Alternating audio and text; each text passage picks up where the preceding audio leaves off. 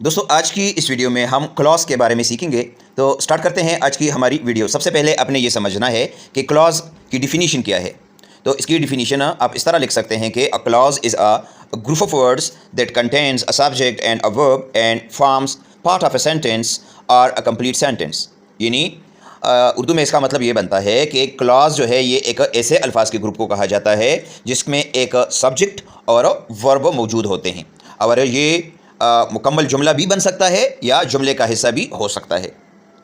Class جو ہے اس کی basically there are two types of clauses. ٹھیک ہے، ایک کو ہم کہتے ہیں انڈیپینڈنٹ کلاس. ٹھیک ہے، یعنی آپ اس کو ایک آزاد جملہ بھی کہہ سکتے ہیں. اس کی ڈیفینیشن کیا ہے؟ N independent class expresses a complete thought and can stand alone as a sentence. یعنی کہنے کا مطلب یہ ہے کہ ایک انڈیپینڈنٹ کلاس مکمل مفہوم ادا کرتا ہے اور یہ بطور جملہ اکیلے آ سکتا ہے. مثال آپ دیکھیں، شی از ریڈنگ اے بک، وہ ایک کتاب پڑھ رہی ہے. یہ ایک انڈیپینڈنٹ کلاس ہے. کیوں؟ کیونکہ یہ مکمل معنی رکھتا ہے.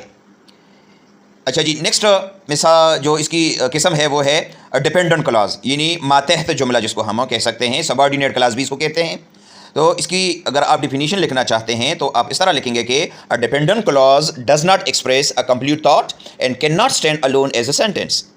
یعنی ایک ڈیپینڈنٹ کلاس جو ہے یہ مکمل مفہوم ادا نہیں کر سکتا اور یہ اکیلے جملہ نہیں بنا سکتا. It depends on an independent clause to give its meaning. یہ اپنی معنی دینے کے لیے مین کلاس یا انڈیپینڈنٹ کلاس پر ڈیپینڈ کرتا ہے، انحصار کرتا ہے.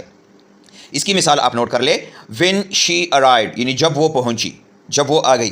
تو جب وہ آ گئی اب وہ یہ اپنی معنی نہیں دے سکتی، تو اس کو اپنی معنی دینے کے لیے ہم اس کو کسی اور جملے کے ساتھ لگائیں گے، تب جا کر جو ہے ہم اس کے مفہوم کو سمجھیں گے. تو آسان الفاظ میں یہ ایک ڈیپینڈنٹ کلاس ہے کیونکہ یہ مکمل معنی نہیں رکھتا اور کسی انڈیپینڈنٹ کلاس کے بغیر نامکمل ہے. اب ہم کچھ مزید مثالیں دیکھتے ہیں. انڈیپینڈنٹ کلاس کی مثال آپ یہ دیکھ لیں کہ ہی لوز پلینگ کرکٹ، وہ کرکٹ کھیلنا پسند کرتا ہے. یہ مکمل جملہ ہے اور اپنا مطلب خود بیان کرتا ہے. Dependent clause because it was raining, کیونکہ بارش ہو رہی تھی. یہ جملہ مکمل نہیں ہے اور مزید معلومات کی ضرورت ہے اس کے ساتھ.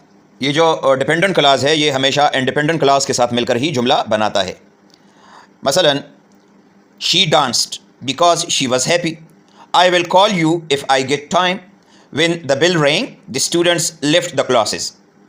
تو اس میں آپ نے دیکھا شی ڈانسڈ، یہ ہمارے پاس مین کلاس ہے، جبکہ بیکاز شی واز ہیپی یہ ہمارے پاس ڈیپینڈنٹ کلاس ہے. دونوں کو جب ہم ساتھ میں لاتے ہیں تو اس سے پھر بنتا ہے ایک مکمل جملہ.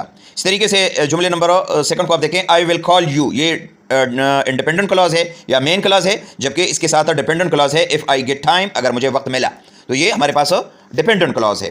اس طریقے سے وین دا بیل رینگ یہ ہمارے پاس ڈیپینڈنٹ کلاس ہے کیونکہ یہ اپنی معنی نہیں دے سکتی. وین دا بیل رینگ، جب گھنٹی بجی، تو یہ کیا ہے؟ یہ مکمل مفہوم ادا نہیں کر سکتا، لہٰذا یہ ڈیپینڈنٹ کلاس ہے. لیکن جب ہم اس کو دا اسٹوڈنٹس لیفٹ دا کلاس، طلبا کلاس کو چھوڑ گئے، یہ ہمارے پاس کیا ہے؟ یہ ہمارے پاس انڈیپینڈنٹ کلاس ہے، مین کلاس ہے. کیوں؟ کیونکہ یہ اپنی معنی دے سکتی ہے. دونوں کو جب ہم ملا لیتے ہیں، when the bell rang the students left the class, یعنی جب گھنٹی بجی تو طالب علم کلاس سے چلے گئے، تو یہ پھر ایک مکمل مفہوم ادا کرتا ہے.